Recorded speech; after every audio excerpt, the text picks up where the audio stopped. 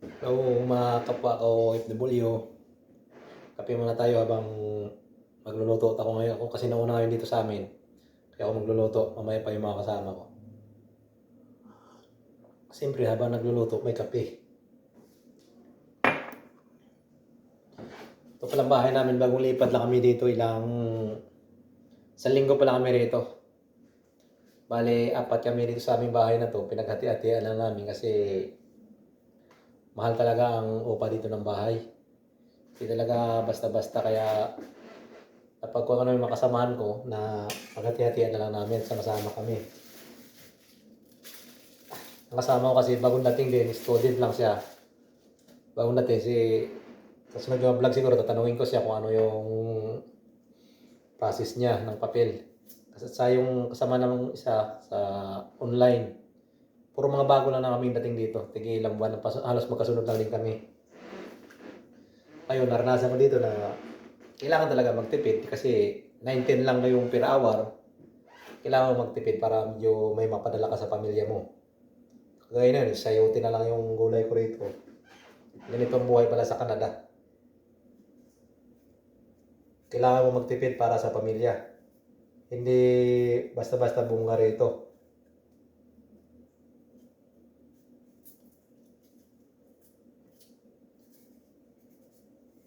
Kaya kung waldas ka talaga wala mangyayari. Kahit mag-20 pa yata yung kasama ko dito, 20 yata ang kuha niya kasi nauna naman sila. Pero hindi ko pa talaga pare-pares lang, gipitan talaga, may kahirapan talaga. Hindi basta-basta na kumita rito. Kaya talaga. Ganitong buhay natin dito sa ibang bansa talaga na kailangan kumayod para kumita tayo para sa ating pamilya. Huwag nating isipin yung muna yung mga luho.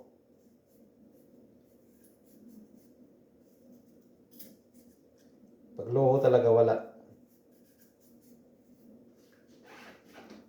Ako nga sa ilang buwan na, 4 na ako dito, di pa ako nakapagbayad ng utang ko nung iniwan ko sa Pinas. Kasi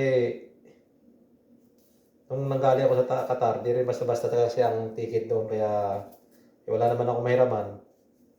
Hindi sa Pinas ako ng utang. Wala pa akong trabaho noon.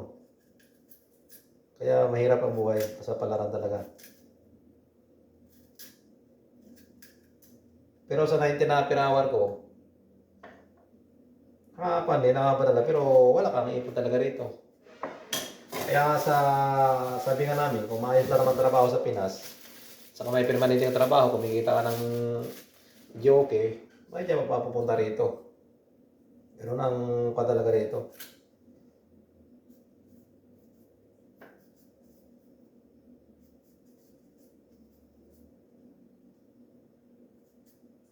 May maayos naman trabaho, huwag munang sa palaran, mag-isip ko muna kung 19 lang yung bigay sa'yo.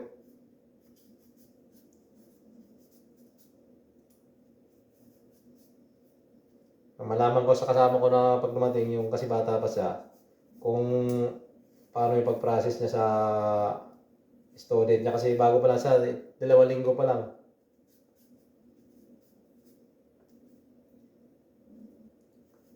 Kung makasama ko dito lumipat din, kasama ko rin dati sa kabilang inupahan namin. Kasi lang medyo maliit, hirap kami kumilos doon. Nagpasya kami na naghanap kasi dumating na yung pinsan niya na student niya na yan. Nagkuha na lang kami na hanap na ng bukan talaga na maayos na bahay.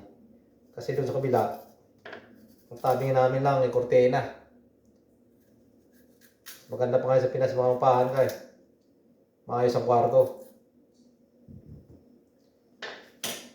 Doon sa binabayaran ko natin sa $550, Canadian dollars. Ang kwarto namin, kortina lang yung tabing.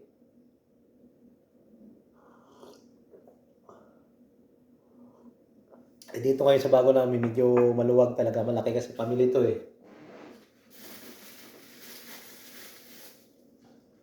Kaya medyo maganda-ganda ang pagkilos dito. Nakakapagluto kami. Doon kasi sa kabila, di kami makaluto. Sikip. Napakahirap ng sitwasyon doon. Kaya naisipan namin na lumipat.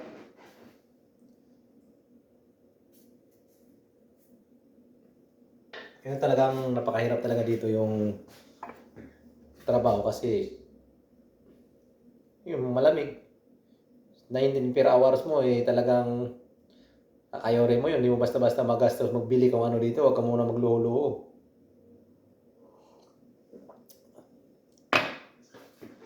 Saka na yung mga luho.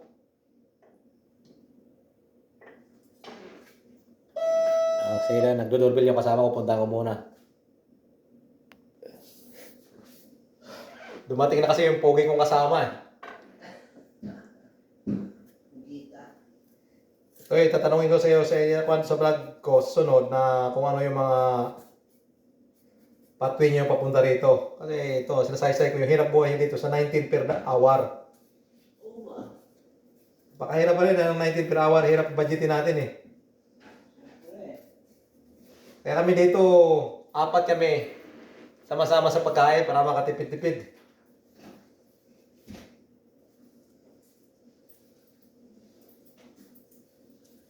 Hi ka muna sa kuha natin dyan, mga fans. Hi, fans! Hi, fans! Ano ito mo? Nasa yote. Sa'yo. Oo. Yan, engineer yan. Naging landscaping na lang dito. Walang engineer ngayon. Walang engineer sa Pinas, landscaping dito sa Canada. Engineer. Engineer na siya ng lupa.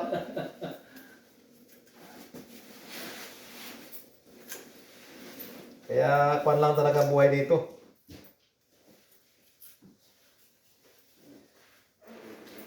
Gumagana to, pre? Oo. Ano narinig mo ka dyan? Oo. Kaya bumaba ako eh. Ay, hindi mo ko na ano sa phone. Hindi, pinapatay mo ka kasi nga na-connect. Grabe naman. Hindi pwede maputol pre. Sa bagay. Alam mo na ang buhay natin dito, pinapaliwanag ko ngayong araw natin 19 per hour. Ito sa yote na lang yung ulam natin. Sama-sama pa tayong 4. Siyempre eh. Ano talaga, ulam lang naman eh. Pampalasa lang eh. Oo, makakain, may laman lang yung tiyan eh.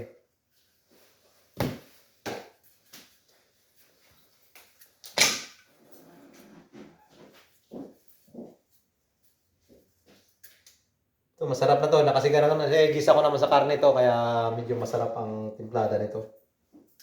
Siyempre, basta ikaw gumawa. Basta ikaw yung maaari kung sarap yan. Siyempre, basta ako magluto, makakain ako. Pero pag ikaw magluto, hirap ako eh. Lang.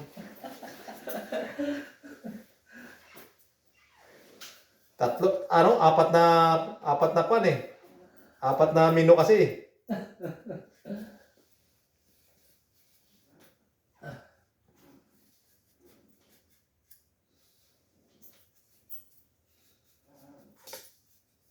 Wala si ano? Mamaya pang gabi yung estudyante. May ipasok na siya? May pasok yun. Nag-start na ba siya? Siguro.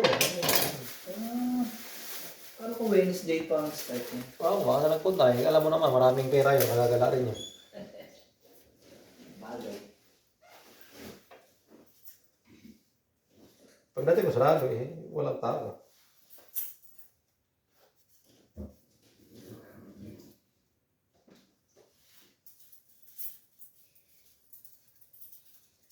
Siyempre, magkwento-kwentuhan habang nagluluto. Kwento-kwento ako sa cellphone ko para makuha nila ang mga Pilipinas buhay natin dito sa Canada. Akala nila siguro maganda rito.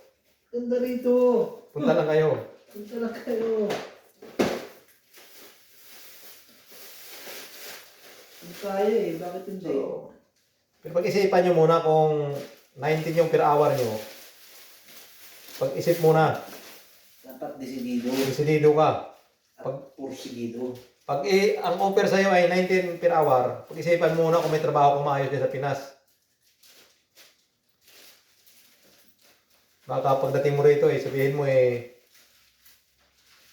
Sumasahod ka ng 60, pwede na yan. bakit ka umuwi, bago pumunta rito, stable na trabaho mo, ganun. Ganun ang nangyayari karamihan dito. Sumahod ka ng 60,000, pwede na yan. Huwag ka na pumunta dito. O wag na, pag 60 pre, di ba? 60,000 na yan eh. Pag 60 sahod mo sa Pinas, sa magana na kwa na. Yan na. Pag yan ang sinahod mo dito, 60,000 lang sahod mo dito, nako. Baka di ka na makauwi ng Pinas, dito ka na lang.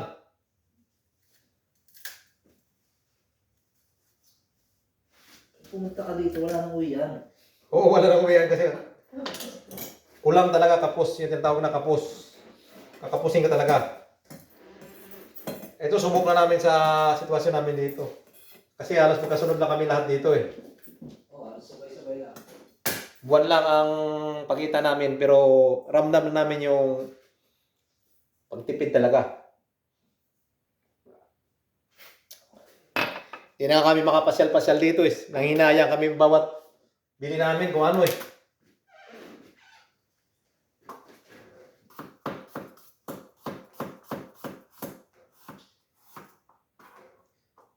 Nanghinayang kami sa $1 kung ano yung mabili namin kasi pampadala sa pamilya.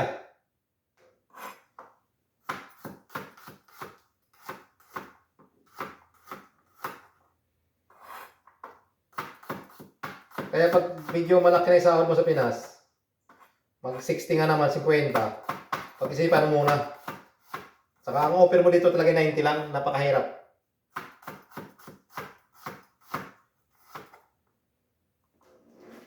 Hindi ka talaga makapadala halos ng malaki-laki.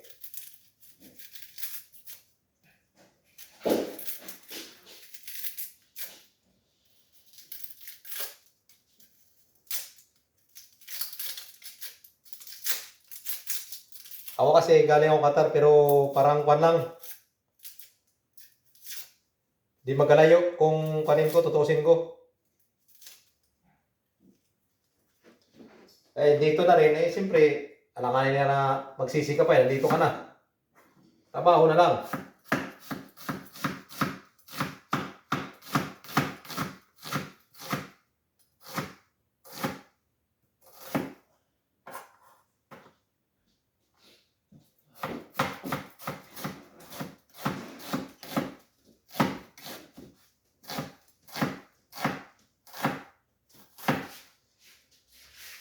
Ay, Buhay talagang pag-abroad, basta-basta.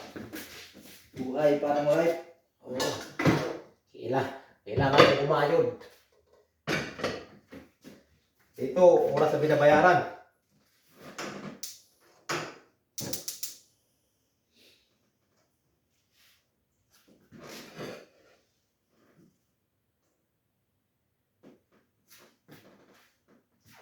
Oy.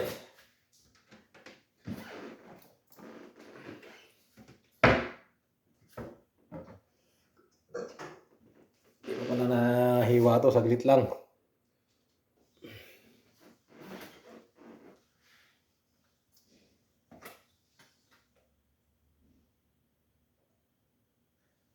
So binuksan mo ng konti ito, ano? Binuksan mo sana konti ito,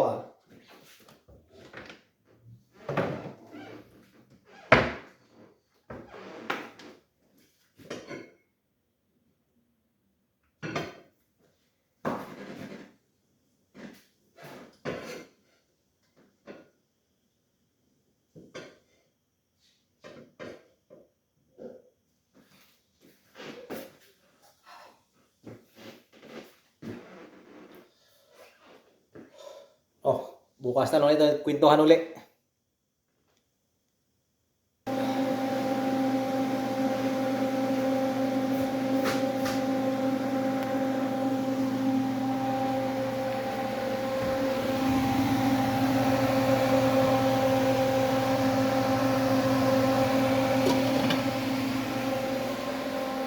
Buhay ng Canada, napakahirap. Yung bahay namin, ano pa, medyo maluwag-luwag talaga yan. Medyo lang. Medyo lang, 2 kwarto. Yung kainan namin. Ang mahirap ba? Oo, ganun na. Mahirap dito. Napakahirap talaga eh. Kundi paghati-hatian eh, mabigat sa isa. Kaya nagpasya tayong apat na maghati-hati talaga eh. Yes, sunod na mga araw, pagtuloy kwentuhan. Tanungin natin si Mac. Siyempre, buhay natin kung paano tayo nakatawid rito.